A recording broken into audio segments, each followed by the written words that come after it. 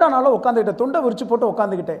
எங்கள் அர்த்தநாரீஸ்வரருக்கு கண்டிப்பாக நிகழ்ச்சி நடந்தே ஆகணும், திருமண நிகழ்ச்சி நடக்கணும், இல்லைன்னா ஒத்துக்க மாட்டேன்னு உட்காந்துருந்தேன். இது எப்படியோ தகவல் உளவுத்துறைக்கெல்லாம் போய் கலெக்டர் 7 மணிக்கு வந்து படிக்கட்டில் என்னை சந்திக்கிறார். 64 சமுதாயத்திட்ட வாங்கின லெட்டரை கொடுக்குறேன். தயவு செய்து ஐயா கோயிலுக்குள்ளே நடத்துங்க, நாங்கள்லாம் வரல, எந்த சமுதாயமும் வரல, குறைஞ்சபட்சம் அவருக்கு திருக்கல்யாணம் நடந்ததை இந்த மாதிரி டிவியில் போட்டிங்கன்னா நாங்கள் பார்க்குறோம், சந்தோஷப்படுவோன்னு. அவர் சொன்னார், வாய்ப்பில்லை கண்ணு, வாய்ப்பில்லைன்னார். அப்போ தான் நான் சொன்னேன், ஐயா நீங்கள் இஸ்லாமிய சமுதாயத்தை சேர்ந்த கலெக்டராக இருக்கிறீங்க, அதனால தான் ஹிந்துக்களுடைய மன வலியை உங்களால் புரிஞ்சுக்க முடியலன்னு சொன்னேன். பயந்துட்டார்.